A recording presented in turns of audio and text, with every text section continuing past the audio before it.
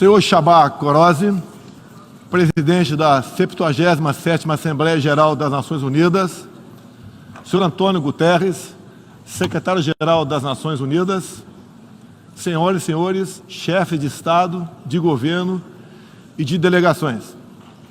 Senhoras e senhores, começo por cumprimentá-lo, embaixador Csaba Kőrösi, pela eleição para presidir esta Assembleia Geral. Esteja certo de contar com o apoio do Brasil. O tema escolhido para este debate geral gira em torno de um conceito que se aplica perfeitamente ao momento que vivemos, um divisor de águas. Senhor presidente, nossa responsabilidade coletiva nessa Assembleia Geral é compreender o alcance dos desafios que compõem esse divisor de águas e, a partir daí, construir respostas que tirem sua força dos objetivos que são comuns a todos nós. A tarefa não é simples, mas, a rigor, não temos alternativa. Esse esforço tem de começar no interior de cada um dos nossos países. Antes de tudo, é aquilo que realizamos no plano interno que dá a medida da autoridade com que agimos no plano internacional. Deixe-me falar da perspectiva do meu país. Quando o Brasil se manifesta sobre a agenda da saúde pública, fazemos isso com a autoridade de um governo que, durante a pandemia da Covid-19, não poupou esforços para salvar vidas e preservar empregos. Como tantos outros países, concentramos nossa atenção, desde a primeira hora, em garantir um auxílio financeiro emergencial aos mais necessitados. O nosso objetivo foi proteger a renda das famílias para que elas conseguissem enfrentar as dificuldades econômicas decorrentes da pandemia. Beneficiamos mais de 68 milhões de pessoas, o equivalente a 1/3 da nossa população. Em paralelo, lançamos um amplo programa de imunização, inclusive com produção doméstica de vacinas.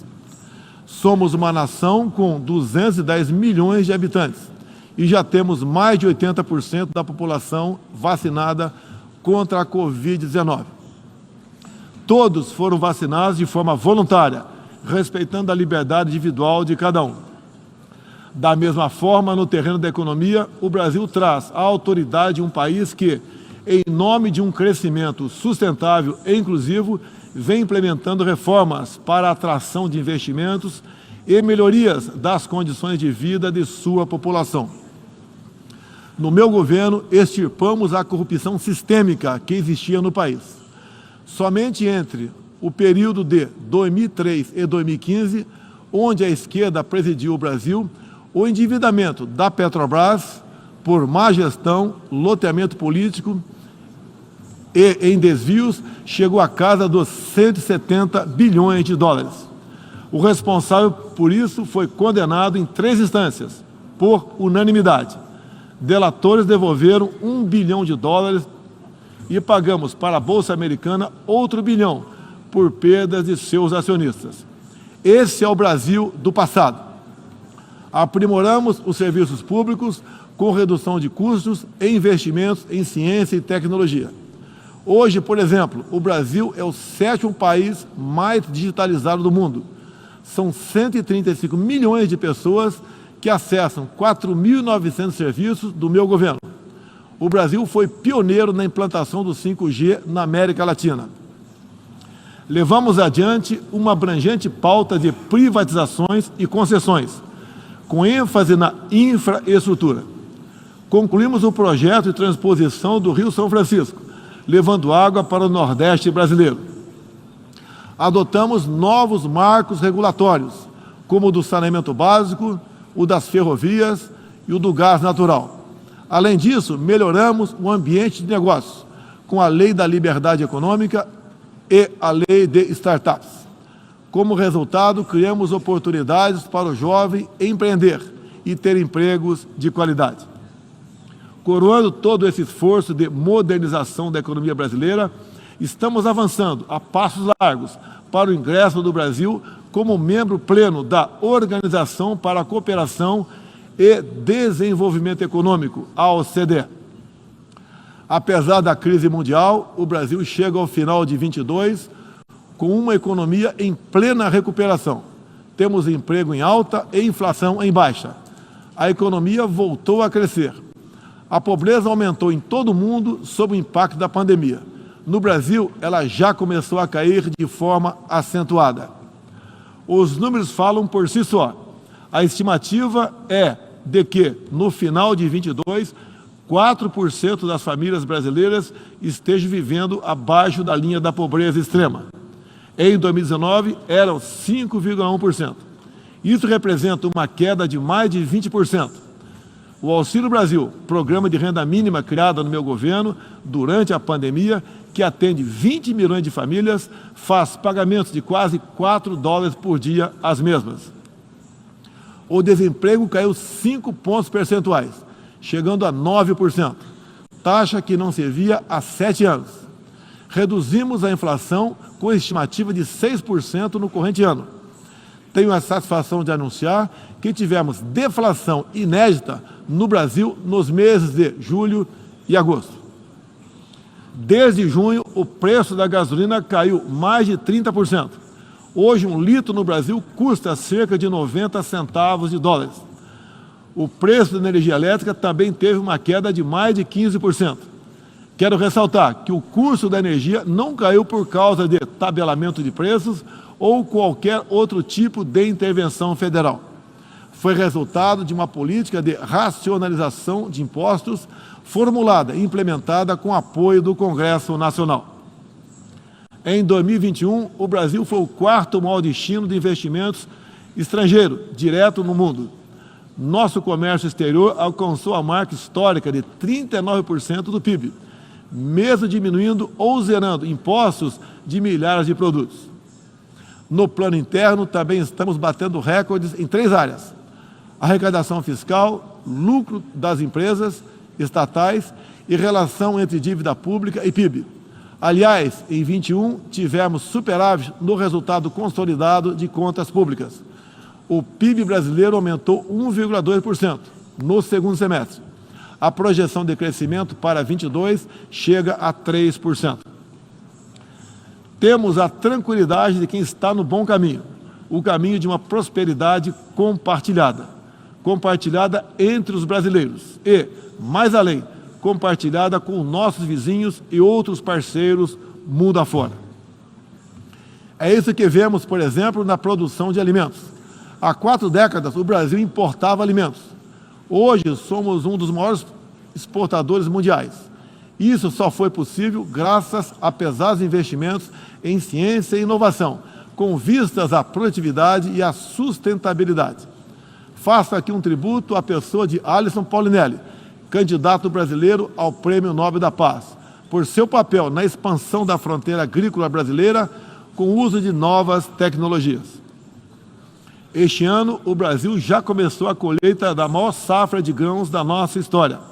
Estima-se pelo menos 270 milhões de toneladas. O Brasil também, em poucos anos, passará de importador a exportador de trigo. Para o período de 22-23, a previsão é que a produção total ultrapasse os 300 milhões de toneladas.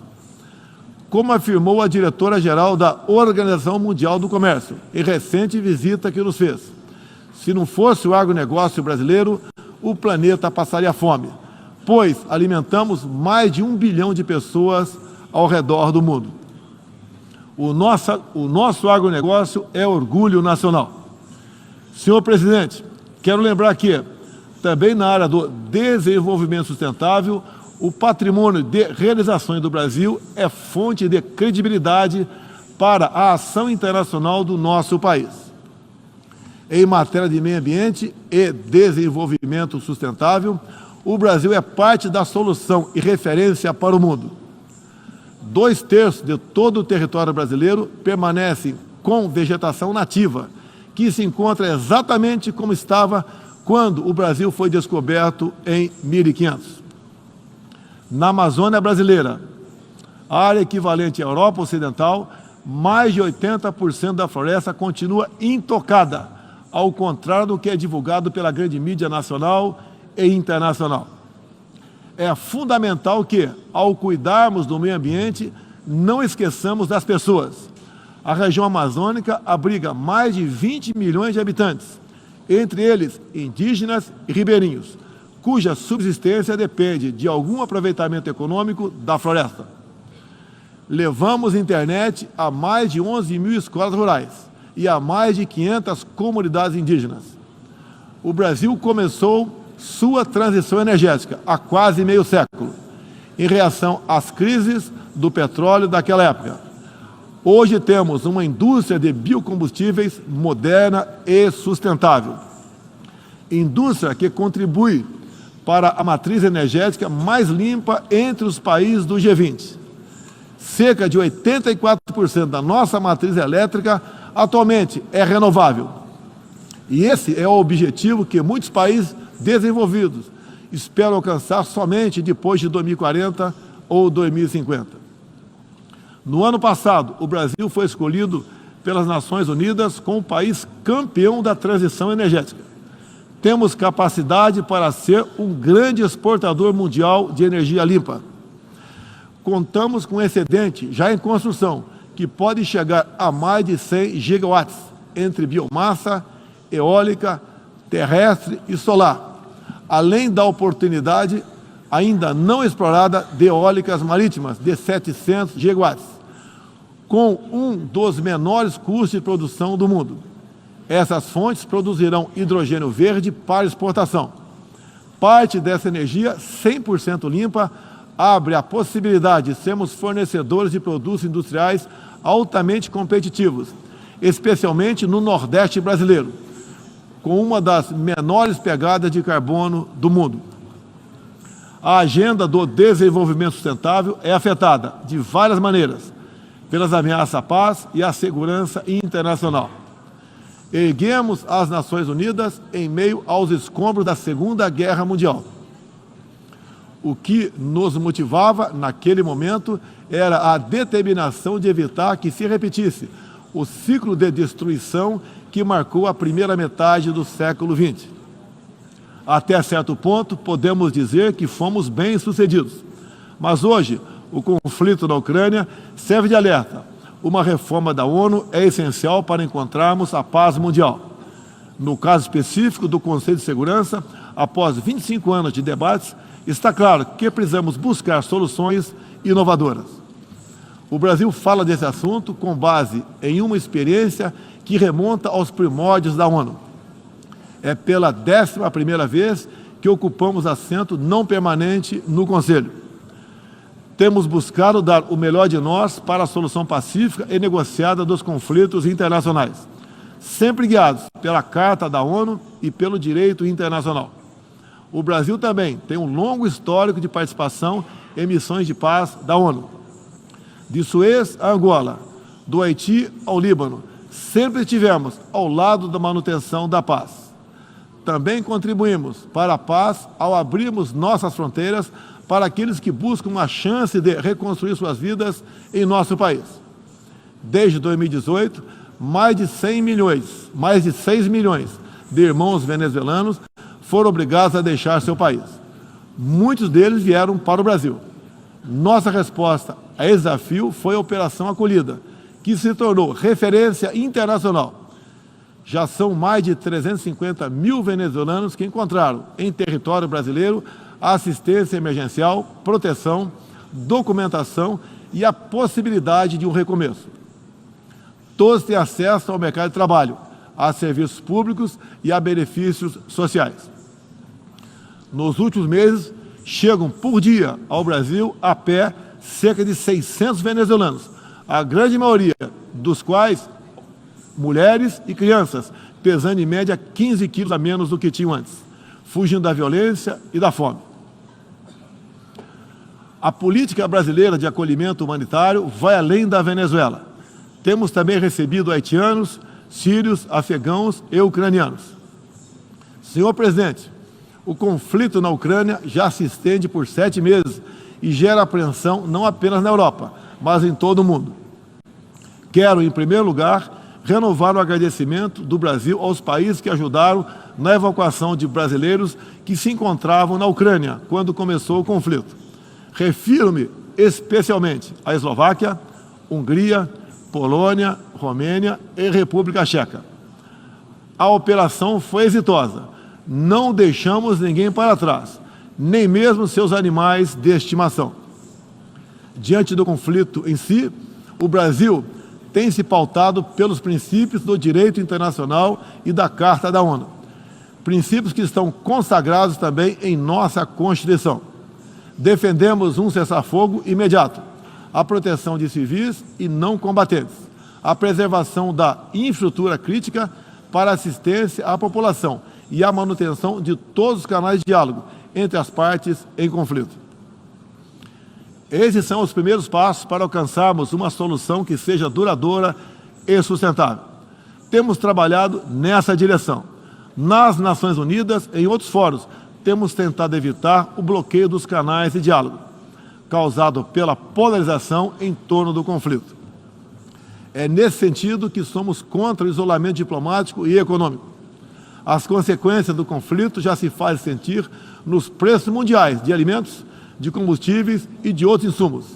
Esses impactos nos colocam a todos na contramão dos objetivos do desenvolvimento sustentável. Países que se apresentavam como líderes da economia de baixo carbono, agora passaram a usar fontes sujas de energia. Isso configura um grave retrocesso para o meio ambiente. Apoiamos todos os esforços para reduzir os impactos econômicos dessa crise, mas não acreditamos que o melhor caminho seja a adoção de sanções unilaterais e seletivas, contrárias ao direito internacional. Essas medidas têm prejudicado a retomada da economia e afetado os direitos humanos de populações vulneráveis, inclusive em países da própria Europa. A solução para o conflito da Ucrânia será alcançada somente pela negociação e pelo diálogo. Faço aqui um apelo às partes, bem como a toda a comunidade internacional. Não deixe escapar nenhuma oportunidade de pôr fim ao conflito e de garantir a paz. A estabilidade, a segurança e a prosperidade da humanidade correm sério risco se o conflito continuar. Senhor presidente, tenho sido um defensor incondicional da liberdade de expressão. Além disso, no meu governo, o Brasil tem trabalhado para trazer o direito à liberdade de religião para o centro da agenda internacional de direitos humanos. É essencial garantir que todos tenham o direito de professar e praticar livremente sua orientação religiosa, sem discriminação. Quero aqui anunciar que o Brasil abre suas portas para acolher os padres e freiras católicos que têm sofrido perseguição do regime ditatorial da Nicarágua. O Brasil repudia a perseguição religiosa em qualquer lugar do mundo. Outros valores fundamentais para a sociedade brasileira, com reflexo na pauta dos direitos humanos, são a defesa da família, do direito à vida desde a concepção, a legítima defesa e o repúdio à ideologia de gênero. Quero também destacar aqui a prioridade que temos atribuído à proteção das mulheres. Nosso esforço em sancionar mais de 70 normas legais sobre o tema desde o início do meu governo, em 2019, é prova cabal desse compromisso. Combatemos a violência contra as mulheres com todo rigor. Isso é parte da nossa prioridade mais ampla de garantir segurança pública a todos os brasileiros. Os resultados aparecem em nosso governo. A queda de 7,7% no número de feminicídios e diminuição do número geral de mortes por homicídio. Em 2017, eram 30 mortes por 100 mil habitantes. Agora são 19. A violência no campo também caiu ao mesmo tempo que aumentamos a regularização da propriedade da terra para os assentados. No meu governo, entregamos 400 mil títulos rurais, 80% deles para as mulheres. Trabalhamos no Brasil para que tenhamos mulheres fortes e independentes, para que possam chegar aonde elas quiserem. A primeira-dama, Michele Bolsonaro, trouxe novo significado ao trabalho de voluntariado desde 2019, com especial atenção aos portadores de deficiências e doenças raras. Senhor presidente, senhor secretário-geral, senhoras e senhores, chefe de Estado e de governo, senhoras e senhores, Neste 7 de setembro, o Brasil completou 200 anos de história como nação independente. Milhões de brasileiros foram às ruas, convocados pelo seu presidente, trajando as cores da nossa bandeira. Foi a maior demonstração cívica da história do nosso país. Um povo que acredita em Deus, pátria, família e liberdade. Muito obrigado a todos os senhores.